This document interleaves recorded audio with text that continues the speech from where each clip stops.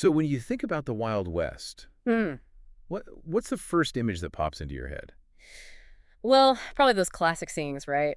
You know, quick drawing sheriffs. Yeah, clear-cut outlaws, straightforward justice, that kind of thing. But what Exactly. if I told you that the reality was, well, way more complex, often contradictory, Hmm.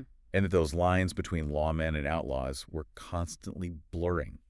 So much so that good and evil, Hmm. they weren't always easy to spot.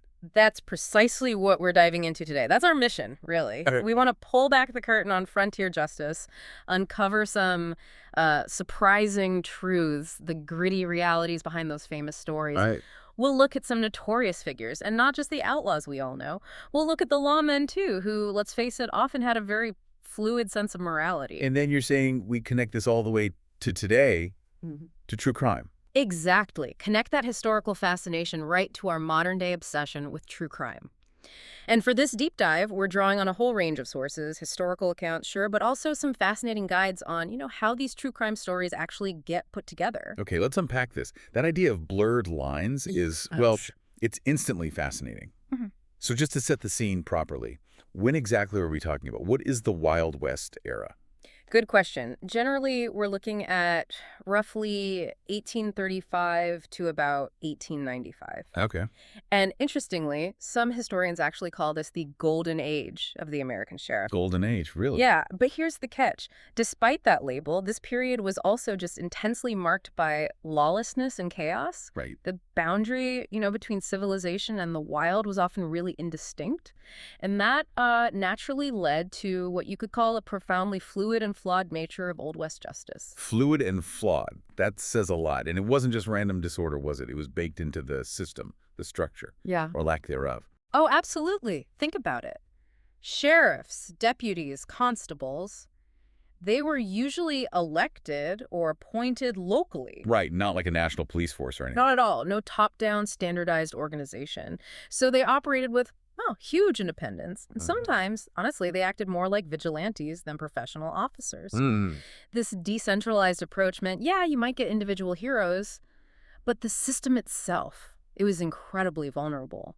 So in that kind of environment, it almost sounds like it was perfect for that old idea of it takes one to catch one, Exactly. or even that the lawman was the outlaw sometimes. What were some of those weaknesses in the system that allowed that blurring? Well, that it takes one to catch one idea really did define the era. Hmm. And the systemic weaknesses were profound, deep. Law enforcement was often disorganized, erratic, contradictory. You mentioned political motivation, too. Oh, absolutely. Politically motivated, arbitrary in many cases. Hmm. We even have accounts of judges who were sometimes untrained. Untrained. Yeah, or even, believe it or not, drunk on the bench. And bandits? Oh, they were routinely set free, just bought pardons from corrupt juries. So justice was literally for sale. It really speaks to a level of systemic failure that's hard to grasp now. And when the wealthy, individuals, corporations got fed up with the inefficiency, They took matters into their own hands. they started hiring private agencies like the Yeah. Pinkerton Detective Agency The Pinkertons. Right. and offering these huge bounties, which of course often just incentivize lethal force over any kind of due process. It sounds like a recipe for disaster, really. Yeah. Almost designed to breed chaos and moral ambiguity.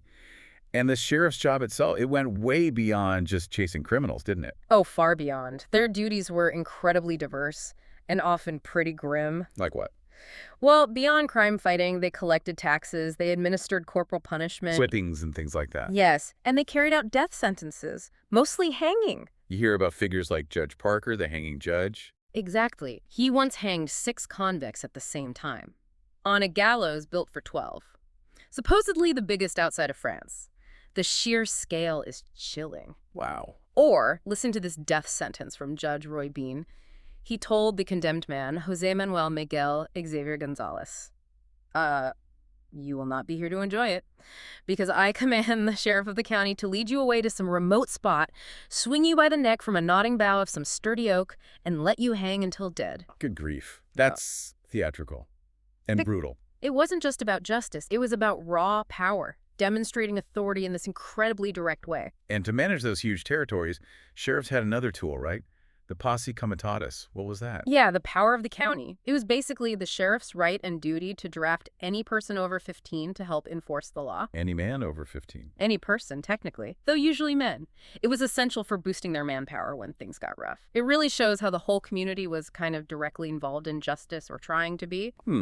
A raw kind of collective responsibility. Very different from today. Totally different. Okay, so with that backdrop, this complex, often broken system, here's where it gets really interesting. Let's dive into some specific people who live these blurred lines. They show us the simple stories aren't always the true ones. Let's do it. Okay, let's start with maybe the most famous gentleman outlaw, Butch Cassidy. Robert Leroy Parker, and his wild bunch, including the Sundance Kid, Harry Longabaugh. Ah, Butch. He seemed to do it all in Wyoming, didn't he? Worked, did time, rustled cattle, hid out, partied, fell in love, all while being an outlaw. There's that great quote from a newspaper editor back then. Which one? I never met a man that didn't like Cassidy. But then, I don't know all the bankers. Huh. Yeah, that sums it up, doesn't it? Speaks volumes about his charm and how people saw him versus, well, what he actually did. And their hideout, the hole in the wall? Oh, yeah, in the Bighorn Mountains, incredible spot. A V-shaped valley, and they could roll a big boulder to block the entrance. Fooled the range detectives for years. Until 1897, anyway. It was like a natural fortress. Helped build that myth. And the stories about his death, they really show how blurred things got. The popular version says he died in Bolivia, right? That's the common story, yeah. Shootout in Bolivia. But then you have these local Wyoming tales claiming he came back, lived as William T. Phillips, an inventor, a businessman, even supposedly visited Wyoming again in the 20s and 50s. Exactly. It's fascinating how people cling to that possibility. It really is. You hear people say, almost fondly, after all, he never meant to hurt anyone, but they're excusing him. It's a classic case of the legend taking over, isn't it? Turning an outlaw into a kind of folk hero. Then you've got someone like Earl Durand, Tarzan of the Tetons. Tarzan of the Tetons, okay. Yeah, or real woodsman. Incredible physical abilities, supposedly 6'2", 250 pounds, could run 40 miles in a night. 40 miles. Wow. But here's the twist. He also loved books and the Bible. So not just some brute, a contradictory figure. And his story got really dramatic really fast. It started with poaching elk. That's right, poaching elk. Then he escapes jail, hits an undersheriff with a milk bottle, of all things. A milk bottle? Seriously. Then he goes on to kill 2 lawmen and robs a bank for maybe $2,000 or $3,000. Okay, so things escalated quickly. Massively. Sparked this huge manhunt. We're talking the Montana National Guard with howitzers and trench mortars. Military hardware for one guy. Yep. And Wyoming sent tear gas bombs. The sheriff, Blackburn, famously said, "We haven't got him cornered by any means. He's got us cornered." That's quite a statement. What does that tell us about how people reacted to figures like him? Well, Durand eventually killed himself during another bank robbery attempt, but his legend just exploded. The media portrayed him as this raw, meat-eating wild man, an Olympic class skater. All sorts of wild stuff. Sensationalism. Totally. There was even a movie in '74, The Legend of Earl Durand, that locals hated because it fictionalized so much. His legend is definitely, as one source says, a product of over 60 years of media attention. So his story isn't just about an outlaw, it's about how a community and the media can get captivated by someone who breaks the rules, especially if they seem to represent some kind of wild freedom. It really makes you ask, was he a Robin Hood or just a cold-blooded killer? And the media shaped that perception. Yeah. That's a key point. Okay, next up, Jim Miller. Deacon Jim. Ah, Deacon Jim. Now there's a chilling figure. A stone-cold killer for hire, right.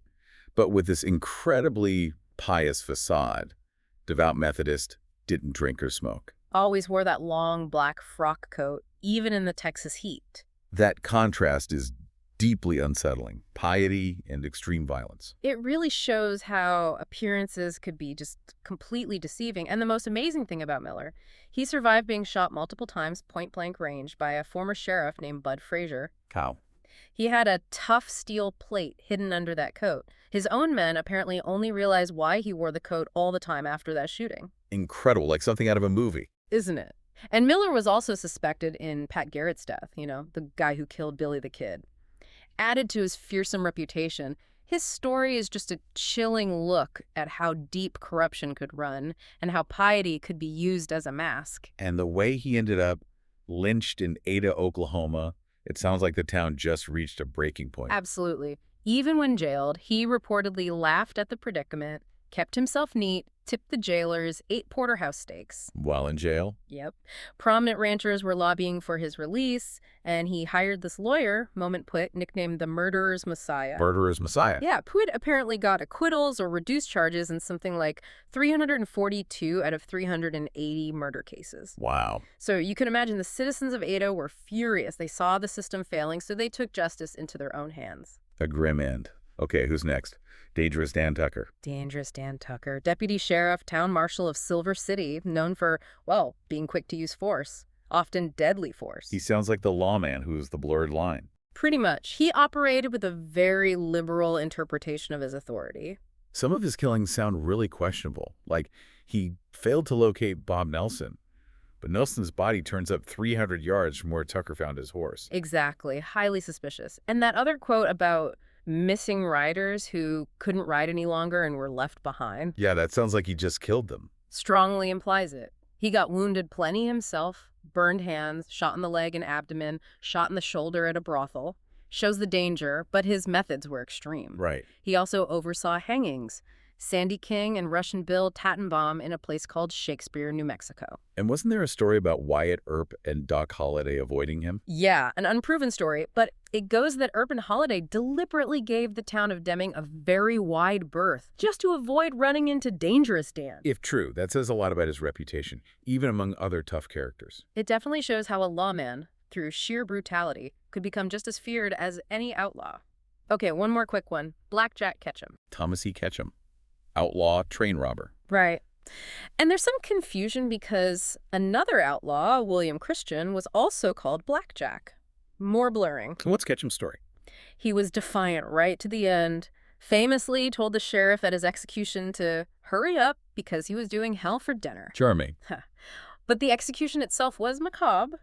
He only had one arm left from an earlier shootout. Okay. And apparently they misjudged the rope or the drop, and his head was completely severed during the hanging. Oh my God. Yeah, caused onlookers to run in terror.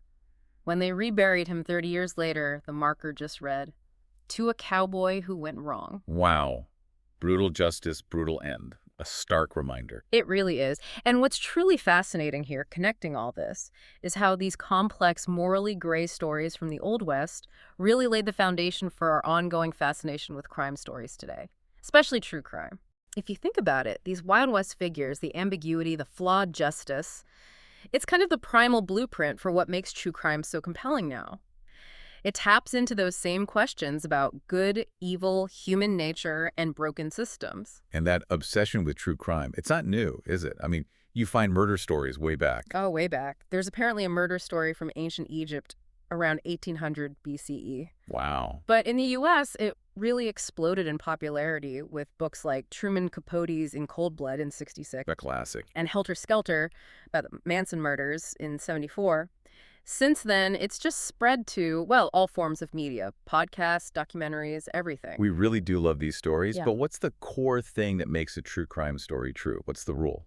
The absolute core principle is that it must relay factual details of actual crimes and real people. Respect and factual integrity are supposed to be paramount. Supposed to be. Right, which raises a really important question for us and for you listening.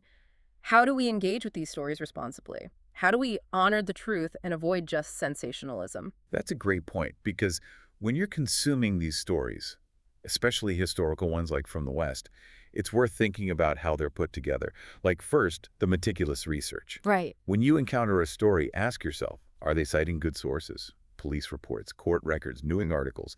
Does it feel well organized? Yeah. That helps you judge how reliable it might be. And then think about how they craft a captivating story. It's not just facts, is it? No.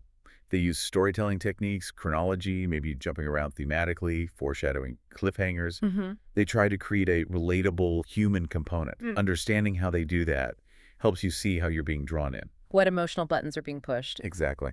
Third, how do they give depth to characters? Yeah, do they make the victims, the suspects, the lawmen, the witnesses feel real? So vivid that you feel like you can almost see them, know them.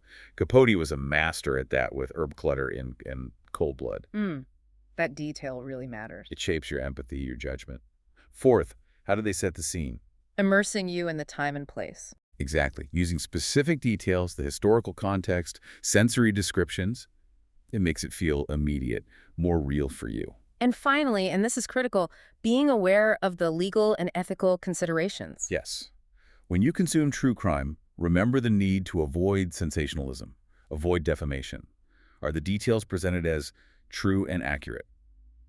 Being aware of this helps you watch out for bias or exaggeration. Make sure you're getting something that respects the actual people involved. And the market for this stuff is just huge. One study said 84% of people in the U.S. consume true crime media. 84%. That's massive. It is, and the fans are dedicated, online forums, podcasts, conventions like CrimeCon. It's a whole community. And those enduring Wild West stories with all their ambiguities and drama, they're still providing incredibly rich material for this audience. It resonates with that deep need to understand the darker side, the complexities of justice. So it's clear, isn't it? The taming of the Wild West. It wasn't just a few heroic lawmen riding in. Not at all. It was this really complex, messy transition towards more standard law enforcement. And as we've seen, that process was anything but clean-cut. Definitely not. Ultimately, the Wild West just wasn't a simple story. No easy good guys versus bad guys. That justice system was a tangle of ambition, vague laws, changing norms. Complex tapestry, yeah. And the shift from that lawless and chaotic frontier to a more settled West only happened as it slowly became governed by the same apparatuses as other parts of the U.S. And maybe a final thought for you, the listener. As we consume these stories from the past, especially true crime, think about how the narratives we choose to believe and how they're presented shape our understanding. Our understanding of justice, of morality, even how we define heroes and villains. Are we really looking for objective truth, or are we sometimes, maybe without realizing it, just perpetuating a legend? That's a great question to leave people with. So what does this all mean for you? I guess it means that the most compelling stories, the ones that stick with us, are often the ones that don't have simple answers. The ones that invite us to keep digging, keep questioning the complexities of human nature and that ever-shifting line between law and order.